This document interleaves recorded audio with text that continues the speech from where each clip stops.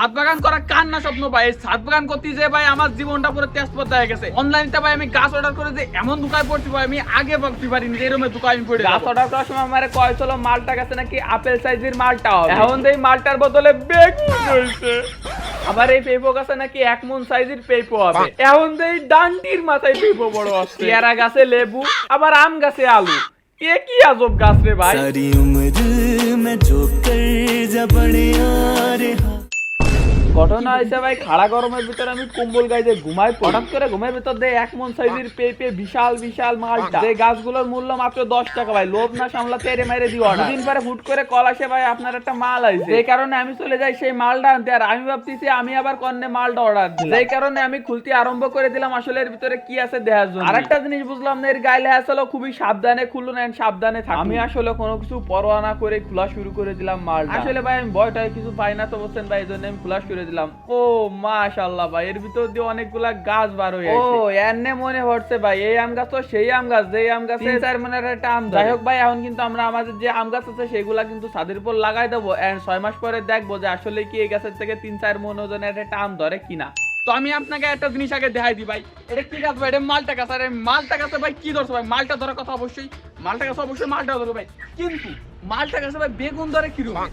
আরো আজব জিনিস আছে ভাই, এনেই শেষ না। আরো একটা আজব জিনিস ভাই আমি আপনাকে দেখাই, এটা পেঁপো গাছ। আর পেঁপো গাছের ভাই পেঁপো হয় কোনে ডান্টির গুড়ায়, আর এটা হইছে কোনে ভাই ডান্টির মাথায় পেঁপো হইছে। একটু গাছের ডান্টির মাথায় পেঁপো হইছে ভাই, ছোট মরিচের জাল বেশি। আরো আজব জিনিস আছে ভাই, আরো আজব জিনিস আপনাকে দেখাবো। আরো একটা আজব গাছ ভাই আমি আপনাকে দেখাই। আজব কেন আমি আগে বলে দিই, এটা ভাই পেয়ারা গাছ, পেয়ারা হচ্ছে সব ঠিক আছে ভাই, এনে আজব হওয়ার কিছু নাই। কিন্তু আমি যদি একটু নিচে ভাই দেখেন, আপনারা যদি একটু নিচে দেন,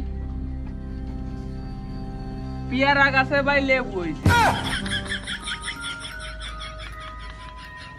পেয়ারা গাছে ভাই লেবু হয় কি রে? কি গাছ ভাই আমি অর্ডার করলাম? আল্লাহ,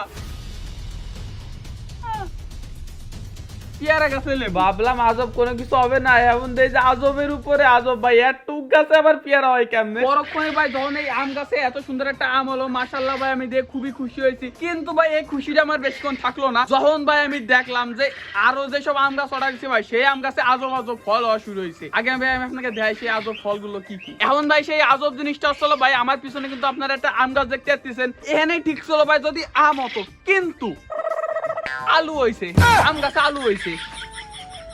তো যাই হোক ভাই, এতক্ষণ আপনাদের সাথে আমি মজা করতেছিলাম জাস্ট ফর ফান, এর থেকে আর বেশি কিছুই না। তো এগুলো আসলে ভাই গুণদেব বান্ধা ছিল, এর থেকে আর বেশি কিছুই না, জাস্ট মজা করতেছিলাম। আর আল্লাহর সৃষ্টির সর্বশ্রেষ্ঠ, এটা কিন্তু দুনিয়ার কোনো মানুষের পরিবর্তন করার কোনোই সুযোগ তো গাছের গোড়া অনেক ঘাস জমে যাওয়ার কারণে কিন্তু ঘাসগুলো পরিষ্কার করে দিয়েছি, কেননা যে পুষ্টিগুলো আছে সেই পুষ্টিগুলো কিন্তু এই ঘাসগুলোই খেয়ে নিবে, যে কারণে কিন্তু আমি ঘাসগুলো পরিষ্কার করে। আর গাছের গোড়ায় 2 দিন পানি না দিয়ে গাছের গোড়ায় প্রচুর পরিমাণে লাল পিঁপড়ে হয়ে গেছে। তো যাই হোক, আস্তে আস্তে সবগুলাই পরিষ্কার করে দিলাম। তো যাই হোক, এই ছিল আজকের ভিডিওটা ভালো লাগলে অবশ্যই একটা লাইক করে দিবেন। সবাইকে আসসালামু আলাইকুম।